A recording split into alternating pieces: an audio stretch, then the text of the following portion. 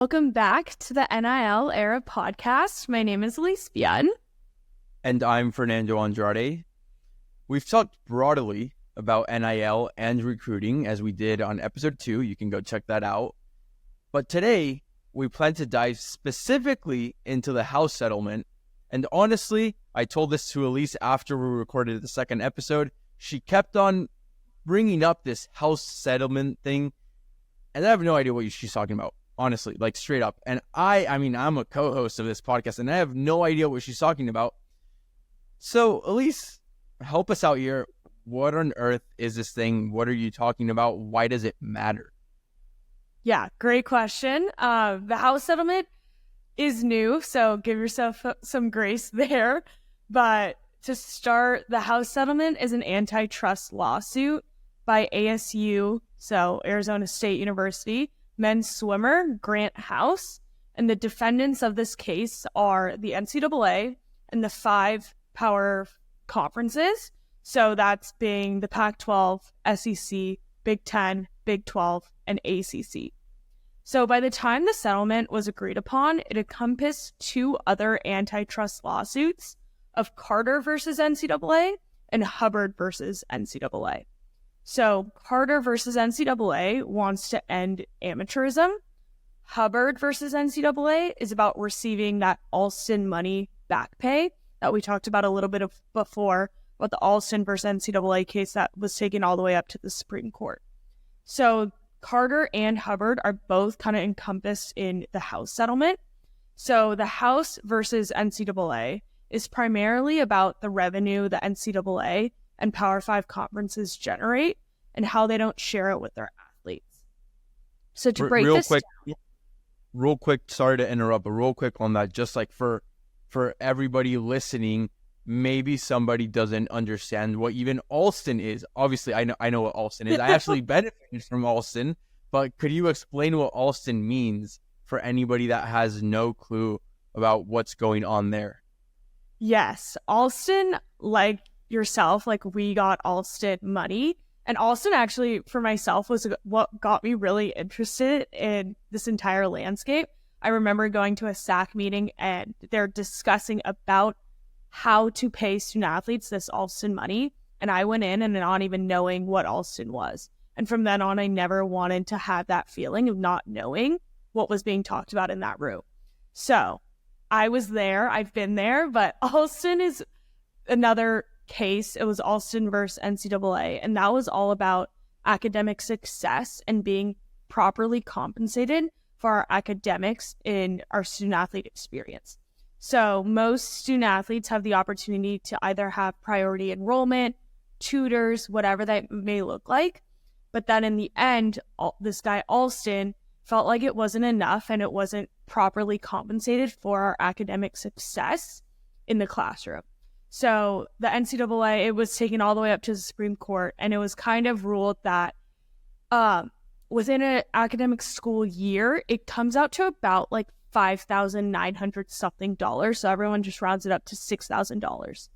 So it is up to the discretion of each institution of whether or not they distribute this Alston money. It has to come from the athletic department, funds, whatever. It's not given by the NCAA. It's institutional based, and you can make up whatever requirement it is in order to receive this Alston money. So for Cal, I'm pretty sure it's like a 2.5, 2.6, probably academically eligible, whatever. And then it's matched to your scholarship. So if you meet that GPA threshold and you're on a full ride scholarship, you get full Alston money.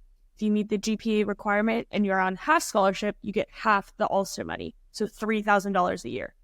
So this conversation was really interesting because a lot of the other Pac-12 schools were tying Alston to either community engagement events, career development events, things like that, in order to better prepare their student athletes for what's to come next or to get them involved in the community.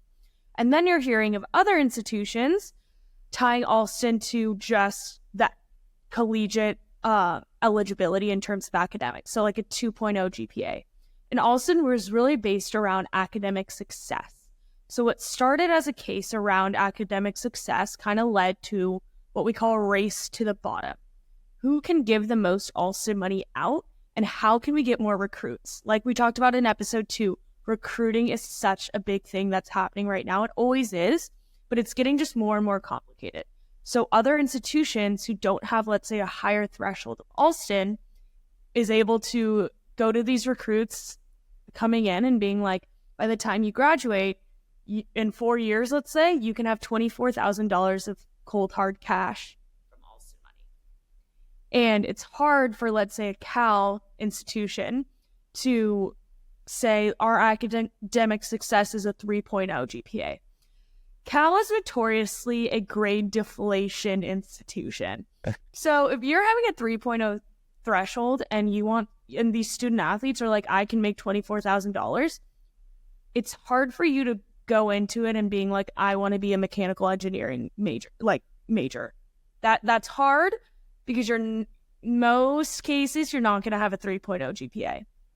And that's it's a tough push and pull of how do we stay competitive, but how do we stay true to our brand value of academic excellence in terms of Cal? So that's kind of an overview of Alston. That was a little long-winded, but it was very important. Yes. Once again, before I completely interrupt, like I did last time, but I thought that was really important to emphasize just what Alston is.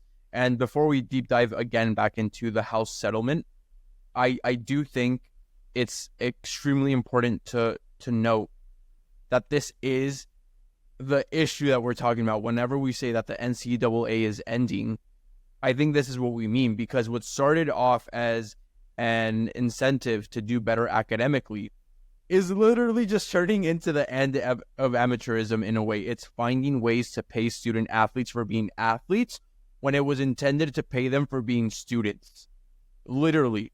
Like, we are shifting the entire idea. So with all of that being said, this new settlement, this house settlement, like you were saying, there are 2 parts to it. Let's dive back into that. Yes. So just to repeat, the house versus NCAA or house settlement is about the revenue that NCAA and Power 5 conferences generate and how they don't share it with their athletes.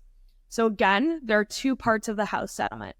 The first is the back pay that is given in to the opted-in student athletes who are competing from June 2016 on. So if you opt into this settlement, these student athletes are agreeing to not sue the NCAA in the future in antitrust lawsuits. So this back pay is worth $2.8 billion and is to be given out within 10 years. So the NCAA is paying 40% of the back pay, which is about $1.1 billion. The conferences are paying the rest of the 60%. So within the 60%, the Power 5 will pay $1.65 billion, and the remaining 27 other conferences will pay $990 million.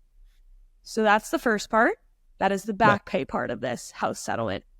The second part is what you're really seeing in the media. The second part of the settlement is a revenue sharing model. So again, this is an opt-in system where universities are able to directly pay their student athletes up to 22% of revenue, which comes out to around $21 to $22 million.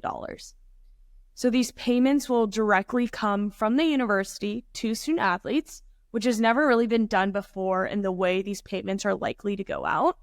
So paying student athletes by marketplace value is the first of its kind in the NCAA.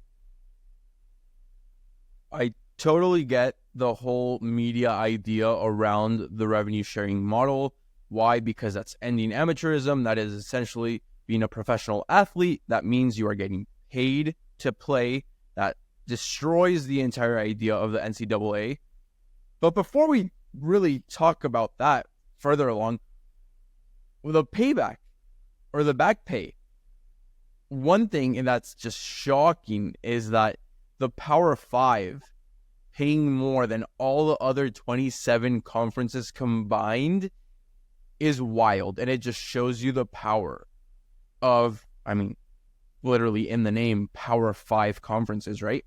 But 2 questions stem from that. The first one is, the Pac-12 is dead. So how are they supposed to manage this? And 2, does this mean you and I are going to get money at some point? Those are the two most important questions, if I'm being honest. So it's really funny. The Pac-12 actually had to come back together for one last meeting and vote on this house settlement because these people had to vote, on whether or not they agree to the settlement. So it started with the NCAA board of directors. So they all got together and was like, do we settle or do we take this to the courts? And the NCAA had no choice but to settle. If this were taken to the courts, the NCAA risked a either $4 billion to $20 billion fine versus the 2.8. So they kind of they took the L and they were like, let's settle. So then from there, the conferences had to all agree to how this back pay would be given. So the Pac-12 had to come back together for one more time and kind of vote on that. It's funny because a lot of the other conferences, the 27 other conferences, don't feel like they should pay the $990 million. Because again, the House case is around the NCAA and Power 5 conferences. Those are the defendants. It's not the 27 other conferences. But again, the trickle-down system, it affects everyone. And those 27 other conferences have to help out with these payments. In terms of can you repeat the second question? Oh, if we're getting paid. If we're getting paid. Are we getting any money? Yeah. I'm going to be completely honest. I don't think we're going to get paid a lot. I think it is going to go to the revenue-making sports, especially in terms of the back pay. Title IX, I don't see will be in play for the back pay. I think for the revenue-sharing model, Title IX will be in play. I can't see a world where an athletic department is only paying your male student athletes. Like, I can't see that going over very well. But in terms of the back pay, I can see it going majority to football and men's basketball student athletes. So it's up to you on whether or not to opt into that. But I think that's kind of how the NCAA is trying to get that semi-protection of these student athletes opting in to the back pay. Yeah, so I mean, like you said, if hypothetically, if I were to want this money, I would have to opt in the first place, and like you're mentioning, that would just protect them in the long run. But the other thing that you bring up, and I think it's genuinely a very important conversation, and something we will probably be talking about if this does go through, which it probably will, is the shift of the NCAA becoming a series of professional sports. I could totally see it becoming some sort of hybrid amateur and professional sports system.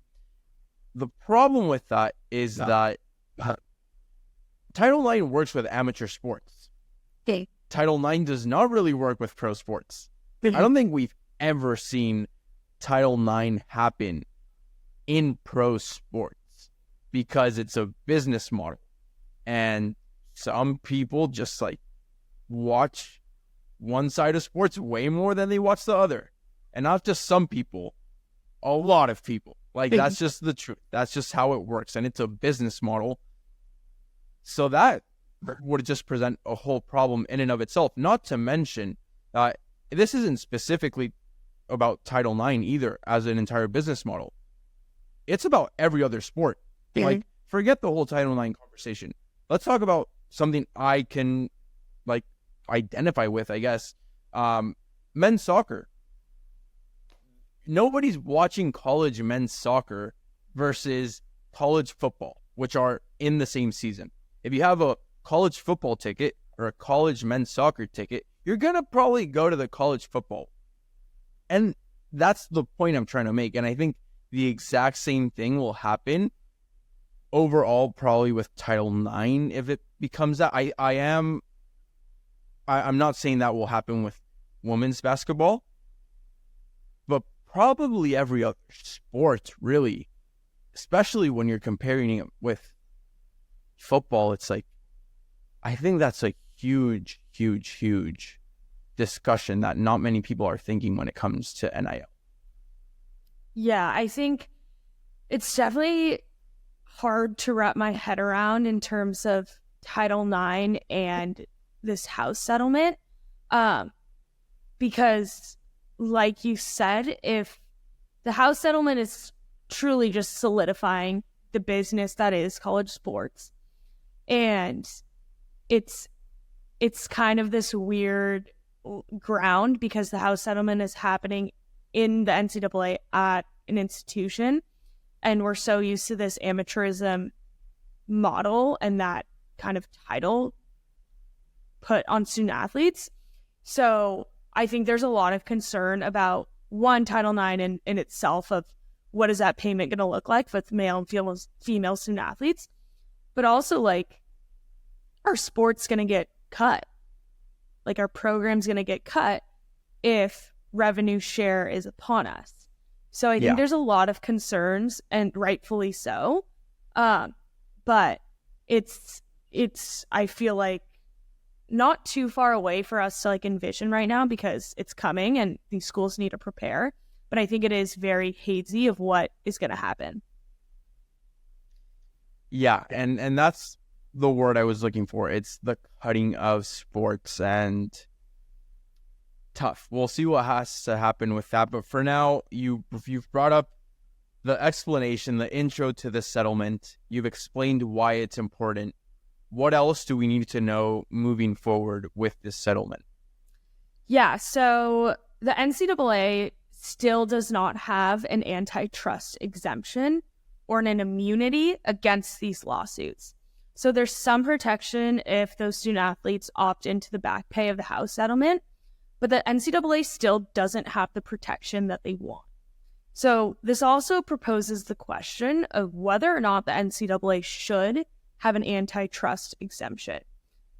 A lot of things of what we talked about before, the unlimited time transfer rule, the preliminary injunction against the NCAA, a lot of rules that are happening and changes that are happening in terms of compliance and bylaws of the NCAA are happening because the NCAA keeps getting sued. So it's hard for them to navigate this landscape and try to settle all the changes and make things uniform when they keep getting sued. So they're wanting this antitrust exemption, and they're kind of getting it if student athletes opt in, but not enough. It's not what they're looking for. Some other things that are not really talked about within the house settlement is this 22% of revenue. That's for the revenue share. This 22% of revenue isn't a super accurate number.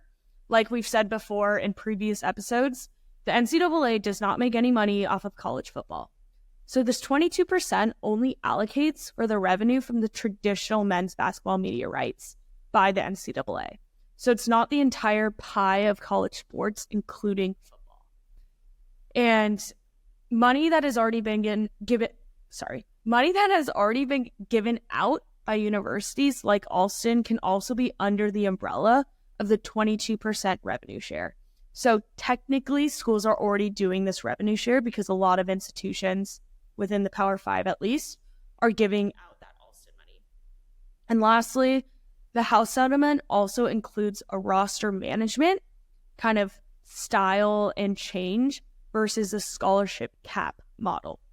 So most institutions and many sports and institutions aren't fully funded and have to split up their scholarships. But now they're able to give full scholarships if they're able. So an example is men's soccer. How many guys did you have on your roster this past year? Somewhere close to 30, probably like 27, I would say. Okay. So let's say you had 30 guys, 27 guys on your roster, and you have 10 full scholarships to give out. Soccer is a sport that divides up scholarships. So one guy could have 10%, 20, and it all goes up to 10 full scholarships. Now, with the house settlement, with a roster management model, they're going to say, let's say, no one knows who is determining this number yet. Also, that's going to be an interesting conversation of who gets to determine that. But let's say now, because of this roster management model, let's say the the roster size for men's soccer in NCAA Division I is 25. You guys have to cut however many guys to get down to 25. But now let's say men's soccer has great alum who want to give back to the program. You have donors who want to sponsor your student athletes. If you get enough people to come sponsor you or fundraise, whatever, you can have 25 guys on full ride scholarships. There's no longer a scholarship cap. So that's what's also kind of interesting about proposing the question of, is the House settlement limiting opportunity for student athletes because of a roster cap? Or is it giving student athletes more opportunity by allowing more student athletes the opportunity to be able to get on scholarship, to earn money to compete in the NCAA? That just changes everything. The whole scholarship scenario that you painted. Like, one, I mean, hopefully if they do cut back the number, it is to 25, because at least in a sport like soccer, that's not terrible. Like that's a good roster size. I think it would be difficult for the number to be lower than 25, honestly, for a sport like soccer. But thinking about the scholarship side to things, it's a battle of the donors at that point. That's all it is. Like, it's a battle of who has the most money. That's all it is, which is wild to even consider.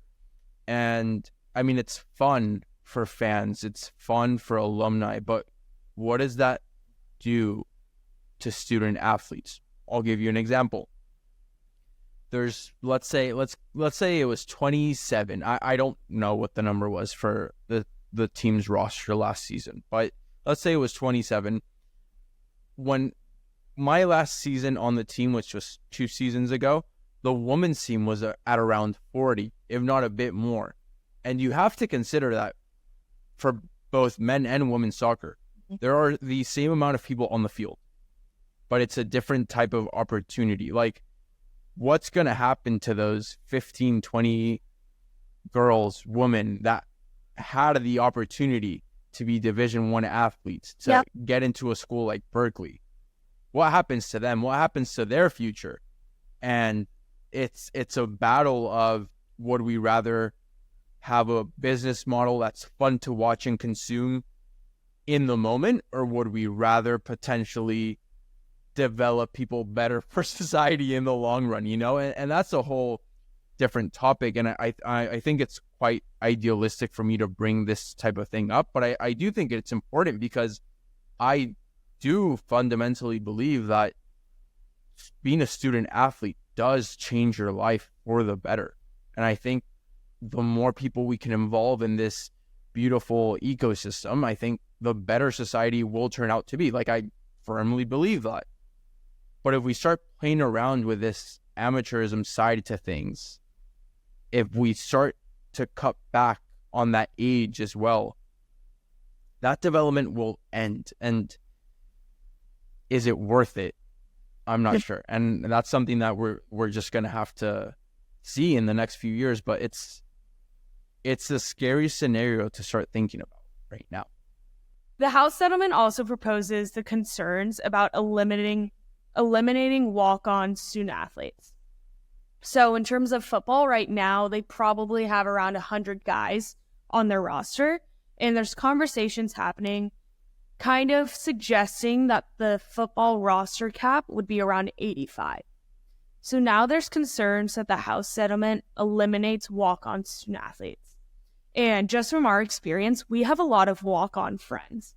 And walk-ons are ever changing to a team. Like, they bring in a level of commitment and hard work that oftentimes they work harder than the people who went through the regular recruiting process. So the House settlement is interesting in terms of this scholarship cap versus roster management. But on the flip side, there's many times, like the NIL landscape that we're in, NIL helps recruit. We talked about it last episode. And now with the transfer portal, top programs with top NIL collectives are able to grab a lot more transfers out of the portal, and even seniors coming from high school, by bringing them onto a team with NIL money. So they're able to have a huge team with great athletes, and not all of them are on scholarship, but most of them are able to cover tuition from NIL money and NIL collective money. So I think that's where the house settlement is probably trying to calm that down of like super teams forming. But it's a very interesting aspect of the house settlement that isn't often talked about. What are some misconceptions that have been created around this entire house settlement? Like most things in college athletics, it's not for everyone, and the house settlement is not for everyone. Not everything is fair, and especially with a potential revenue sharing model, fairness will not come now. Like said before, it's going to most likely be determined by market value price of student athletes. So again, I'm thinking Title IX will be applied in some form, but in terms of, let's say, all male student athletes, to get the same amount of money for all male student athletes is naive to think. Like you said, a men's soccer player is not going to get the same as a starting QB. Will the men's soccer player even get any money? Who knows? In terms of the revenue sharing model, the Power 4/5 conferences will need to opt into this model in order to stay competitive. So yes, it's not required for any institution, any conference, whatever, to be part of this revenue sharing model, but big name programs who want to stay in the game will need to figure out how to share this money with their athletes. It all connects with one another. If your institution doesn't share revenue, they will not get the top recruits, because these top recruits can find a university who will share revenue with them. So again, having a strong university brand will come into play as these institutions figure out how to create more revenue.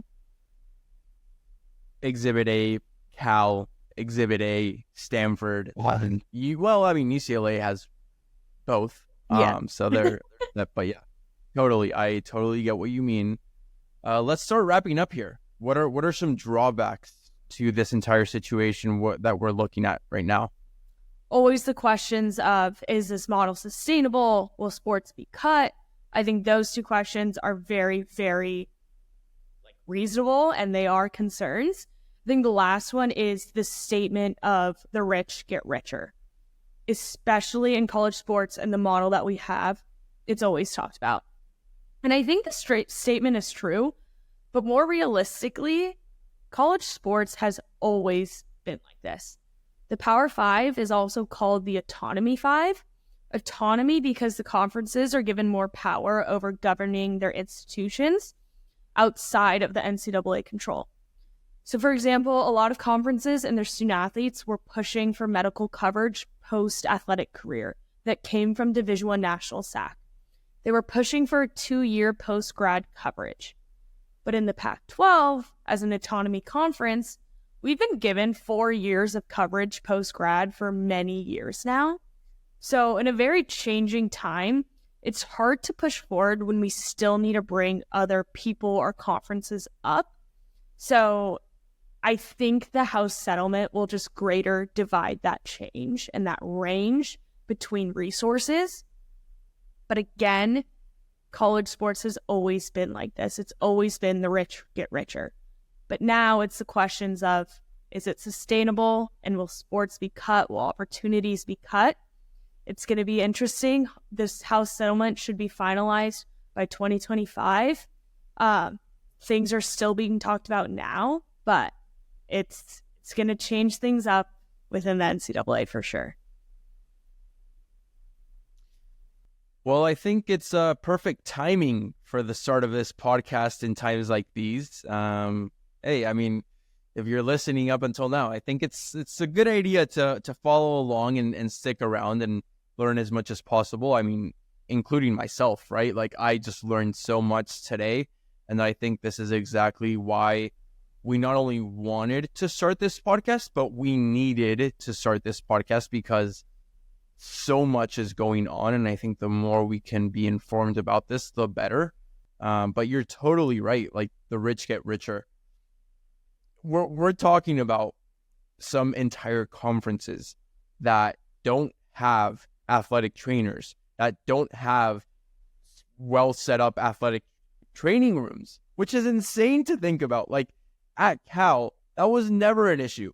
But if you look at the entire NCAA, there is a shortage of athletic trainers, which is a wild concept to be thinking that just in the Pac-12, right? Or right now, I think the most recent news, I don't know if you saw this, but there's some headlines saying that Phil Knight is willing to give unlimited amounts of NIL money to see Oregon win a national football championship. And he's 86, so he just wants to see them win at some point, which is wild when you're considering that they could have been competing against, I don't know, some school that is like struggling to even get an athletic trainer to help them out. It's wild to make that comparison. And yes, we've seen this forever. The SEC, in terms of football especially, the rich get richer. They're always winning. They have donors, whether NIL was or was not existent. We all know that something's going on there, right? Like, it's just how it works. It's how it works. The culture is different. They care more about football, and it shows. But to see an entire system not talk about the rich get richer, but the rich are the ones that survive, I think that's the interesting bit, and I think that's where we're going to see from here until 2025 and then see how that plays out. But for now, I think that's it for this episode. Yeah. Awesome. Thanks for listening, everyone. If you're listening on Spotify, please make sure to follow. If you're on YouTube, please subscribe. That's it for today. We will see you all next week. Bye.